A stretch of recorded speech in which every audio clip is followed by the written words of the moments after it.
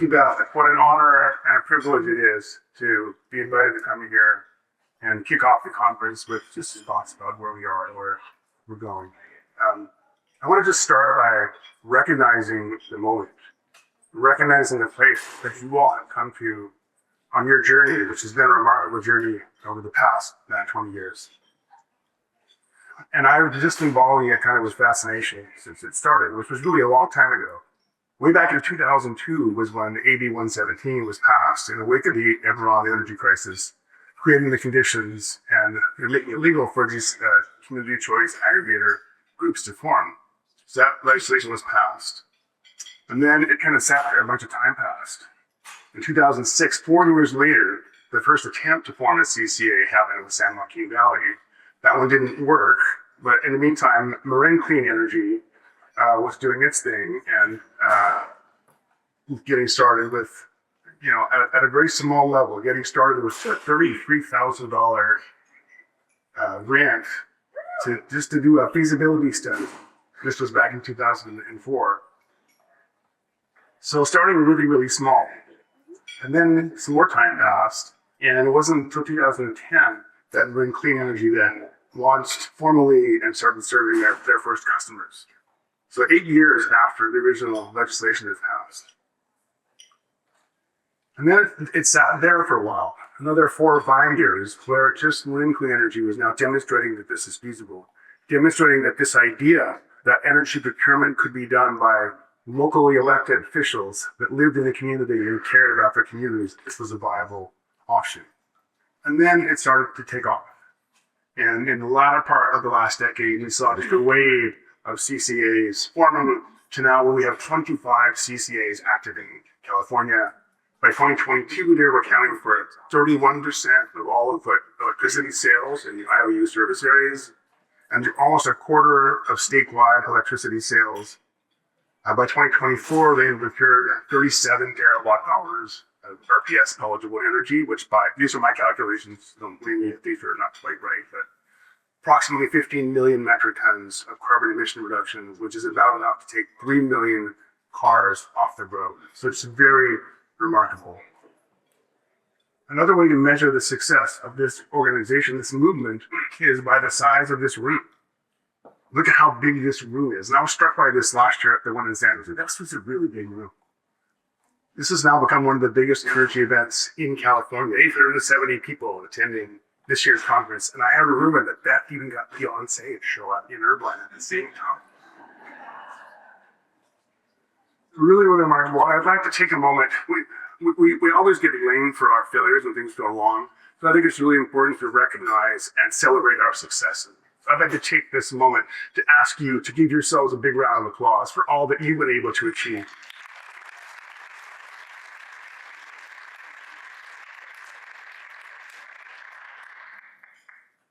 So when I think about what this movement looks like and how it got started, this is the image that comes to my mind.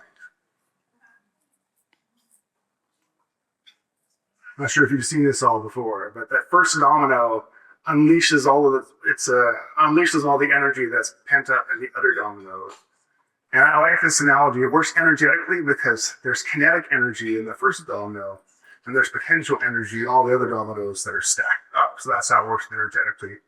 I like it as a metaphor because it shows you that a small action can lead to a big movement, but only if the conditions are aligned in just the right way.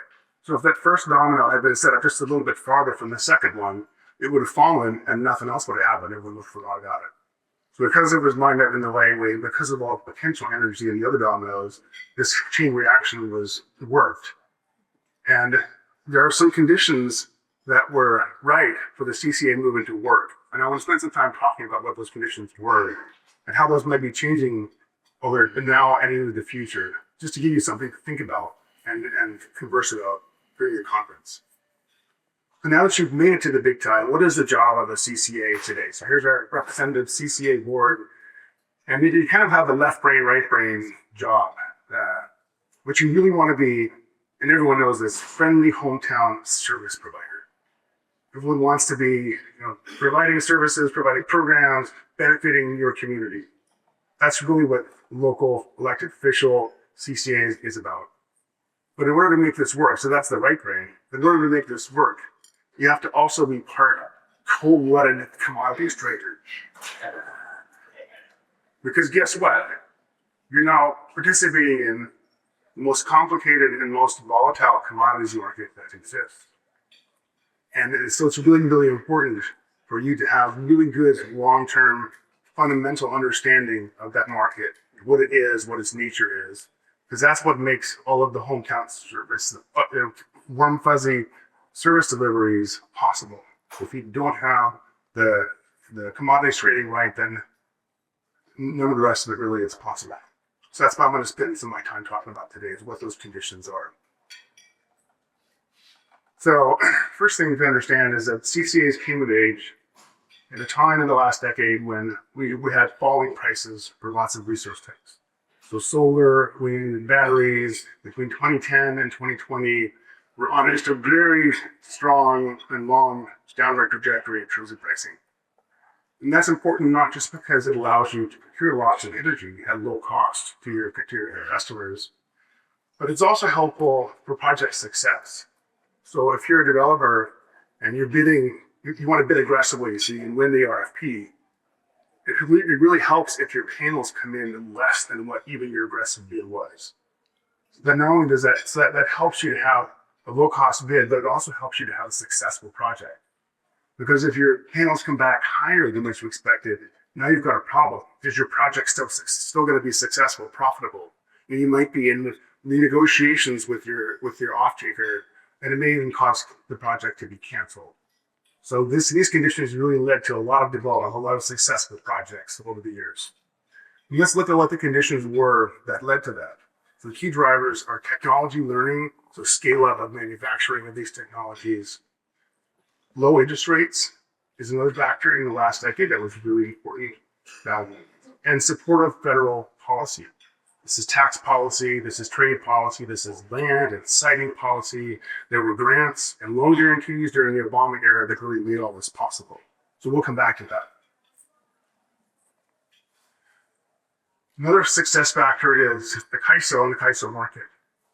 The CAISO market provides an ability to trade with your neighbors. If you're long, you can sell to your neighbor, they'll buy it. If you're short, you can buy from your neighbor.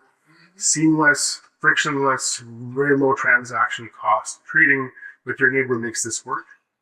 This was also a time when the energy imbalance market was expanding throughout the West, providing more and more benefits and making it relatively easy to seamlessly integrate large amounts of variable renewable resources. And this is why the rest of the West wants what CAISO has. And they're looking to form markets throughout the rest of the West.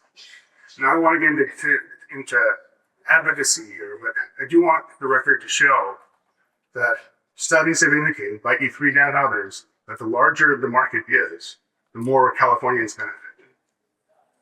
And conversely, that loss of access to the Western EIM could cost California $200 million per year in lost benefits. So just to have that in mind when you're thinking about AB 540, because that is the most likely outcome if AB 540 doesn't pass, is that the rest of the West goes to Marcus Plus and California loses access to the EIM. The other thing that was remarkable in the last decade was the degree of consensus around what resources to build. So after the Enron energy crisis, we have a lot of gas in California. And we're still benefiting from the reliability of services that those gas resources provide. But then starting about 2010, we moved to renewables. There was a brief window when we built a lot of wind. That was before solar costs really came down. But California has a lot of this sun. So for the last decade, there's really been a consensus around, I'm going to quote solar, and then in the last 5 years, I'm going to add batteries on top of that. And that really, if you don't have to worry about which resources to build, then you can focus your energy on how to procure them in the most efficient and effective manner. And we've done that. The CCAs have procured a lot of clean energy and are really helping California to meet and even exceed its clean energy targets. The CCAs have already procured enough clean energy to meet the 60% RPS target by 2030 in California, and helping the whole California market to be almost ready, almost there to our 2030 targets. While we're celebrating successes, I want to also give a shout out to the CPUC, which in the latter part of the last decade, 2019, with the help of the IRP fundamentals modeling, looked ahead and said there might be a resource adequacy problem. Low resource balance is getting tight throughout the West, having more extreme weather. And way back in 2019, issued an order to delay the retirement of certain Western coal gas plants and order 2.5 gigawatts of new procurement by 2023. Now, this wasn't enough to help us in the August of 2020 time period when we had the rotating blackouts. It was very, very helpful by September of 2022 when we had that mid-year incident. They followed that up with an order for 11.5 gigawatts of effective capacity in 2021 and added 4 gigawatts of that in 2023 for a total of 15.5 gigawatts. And such is the consensus that I think has existed about what to build, that the regulator said to the market, we want you to commit to investing $25 billion. And the market participants were kind of like, yeah, that's a good idea. We should do that. Pretty much, right? There wasn't a lot of dissent around that order because people recognized that it was needed and this was the right way to lead. And as a result, that's led to the development of 13 gigawatts of battery capacity today and counting, still going up. And we made it through last summer, including a very, very hot weather event that lasted several days in September with no energy alerts. You know, the CPUC's role continues to evolve. It's pretty, you can think about the idea that you have to issue orders to solve a problem. And it's a good thing that we did. That's better than not issuing orders. But that might not be the best way to solve this problem on a long-term go-forward basis. And so right even after the MPRORs were issued, the staff started to think about, well, what might be a better programmatic way to address this and give the CCA some certainty as they're looking forward and thinking about their procurement decisions. And this is where the idea of a reliable and clean power procurement program was born. There was a staff paper issued in 2022. Will set guidelines for the CCAs to do procurement of clean energy and long-term resource adequacy capacity. And that idea has been working its way through the building the last couple of years. And there's another staff paper that I think is due out. It's innovative, it's not out already. So pay attention to that. That I think can be very important driver for the CCAs to give you that kind of long-term certainty that you need to make big investment decisions. So these are the conditions that I think were crucial to the success that the CCAs have had. The movement, the energy that you brought to this, plus the external conditions that really aligned to achieve success. And I'm sorry to say that the future isn't maybe quite as rosy and quite as nice as the last 10 years. So when we head towards dark storm clouds and had strong headwinds, the first issue, obviously, the elephant in the room in California is that we have an affordability crisis. Rates have gone up by 50% over the last 5 years. Now, almost none of this has to do with any of the decisions that anyone in this room has made, or really anything to do with clean energy goals. Most of this is wildfire mitigation, is replacement of aging infrastructure, it's cost of capital, other inflationary pressures, and it's the cost shift from the energy metering program. But nonetheless, this is affecting your customers in a very real way. It's affecting their ability to pay for the services that you provide. So it is going to affect your ability to move. We have some other headwinds. I'm going to throw a lot of stuff at you. Not trying to solve any problems up here, but just trying to hopefully spark some conversations over the next few days. So we have capacity market breaks that are peaking in California. The recent break in that place since 2022. We think the slice of data program that's currently configured is creating artificial scarcity. And I was really interested to see the work that Andrew Knowles and the Cal CCA staff came out with last week, addressing this very issue, which we agreed with. It's not just California this is happening.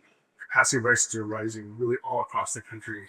It's just kind of the fact of life that in a market, in the long run, the cost of capacity has to rise to the cost of new entry. If you want entry, you want new power plants to get built. And that's what's how they were all across the country. Costs are sky high right now for all resources.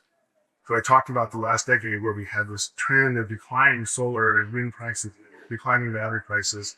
Since the pandemic, we've been in kind of the opposite mode. And it's affecting affordability, but it's affecting project viability. We're really seeing a lot of delays, a lot of slowdowns, projects get canceled, renegotiated. There's a lot of uncertainty. The supply chains never really have settled out since then.